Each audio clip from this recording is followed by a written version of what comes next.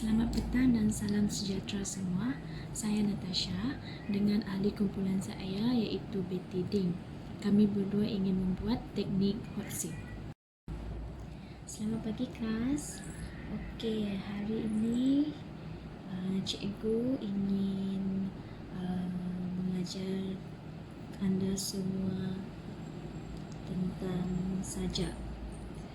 Okey, pada hari ini cikgu akan membahagikan kepada beberapa kumpulan untuk membincangkan satu sajak yang kumpulan anda pilih. Okey, selepas itu cikgu akan meminta wakil daripada mana-mana ahli kumpulan untuk membentangkan hasil tugasan kamu semua. Okey? Okey. Sekiranya semua sudah siap, saya ingin Betty untuk mewakili kumpulan mereka membentang hasil tugasan sajak yang mereka siapkan tadi. Cikgu nak dalam hasil tugasan tersebut, cikgu ingin Betty menerangkan tentang tema sajak yang mereka kaji, persoalan, unsur bunyi, gaya bahasa, nilai dan pengajaran sajak tersebut. Okey? Selamat pagi kepada Cikgu Natasha dan rakan-rakan semua. Saya Betty, wakil dari kumpulan kami, akan membentangkan sajak yang telah kumpulan kami pilih dan bincangkan, iaitu sajak yang bertajuk Ku Cari Damai di Sini. Sajak ini hasil Hamid Jermain. Ku cari damai di sini, di tanah subur, makmur dan merdeka, yang menyilau dan merdeka antara realiti dan mimpi, membebat perasaan kehidupan dengan sejarah persaudaraan, mengikat naluri kemanusiaan. Ku cari damai di sini, cinta dan jati diri, bersemarak di laman sukma dengan kasih sayang bersemadi di naluri. Di sini damainya badai, moga gemilang sepanjang zaman, menjadi catatan sejarah kebanggaan untuk generasi masa depan. Sajak ini bertemakan penghargaan terhadap kedamaian dan kesejahteraan negara.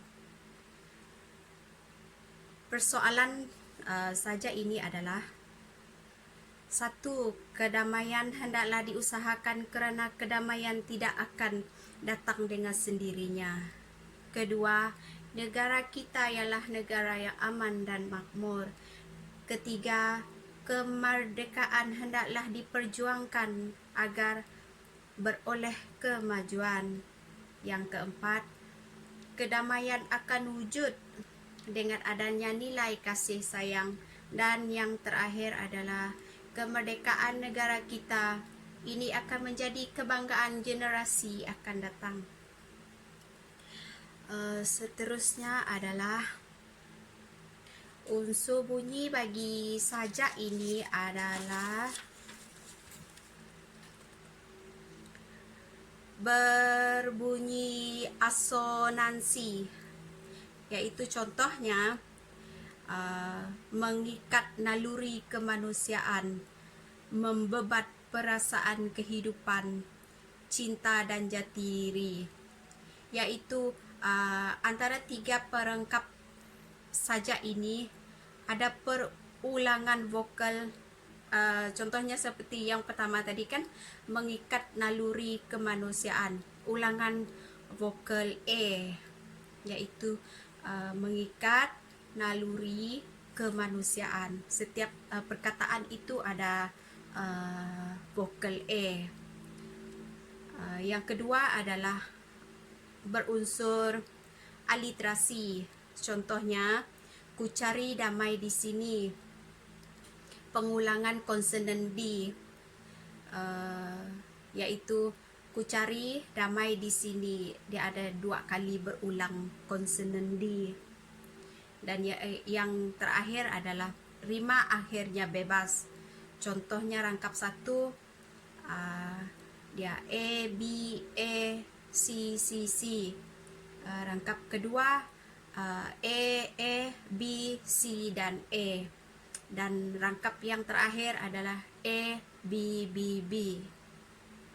Dan bagi gaya gaya bahasa pula adalah terdapat 4 jenis gaya bahasa yang digunakan dalam sajak ini. Yang pertama adalah paradoks. Contohnya antara realiti dan mimpi. Macam perbezaan lah kan.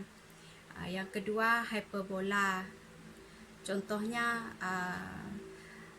ayat membebat perasaan kehidupan. Yang ketiga adalah metafora. Contohnya laman sukma. Dan yang terakhir adalah repetisi. Contohnya ku cari damai di sini. Ayat ini pada rangkap 1, 2, dan 3 dia berulang-ulang sebanyak 3 kali. Dan yang terakhir yang cikgu minta tadi adalah nilai dan pengajaran bagi sajak ini. Nilai dan pengajaran bagi sajak ini adalah untuk dia punya nilai. Terdapat 4 nilai yang kami bincangkan dan kami senaraikan di sini. Yang pertama adalah kesyukuran. Yang kedua adalah sikap hormat menghormati.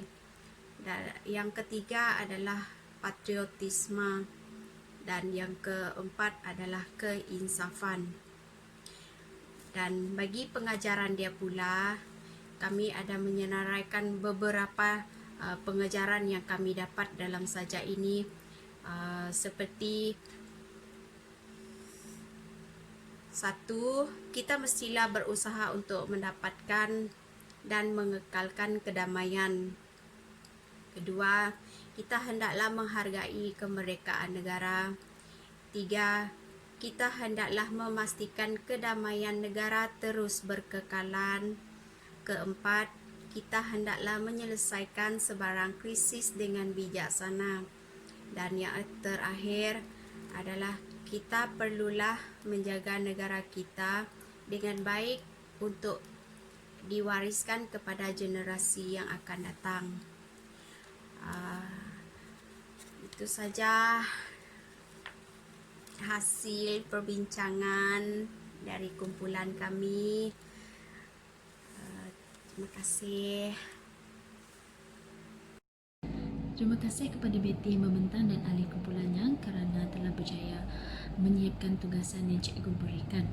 Okey, sebagai kesimpulan daripada pengajaran kita pada hari ini, kita harus faham dan memahami apa perbezaan, apa maksud terhadap sajak-sajak yang kita baca dan sajak-sajak yang kita kaji.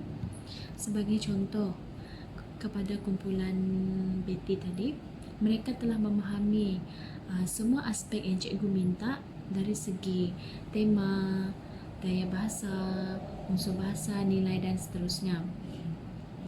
Okey, bagi kumpulan yang lain, terima kasih cikgu ucapkan kerana memberi perhatian dalam kelas cikgu. Terima kasih kelas. Terima kasih Cikgu Natasha. Jumpa lagi.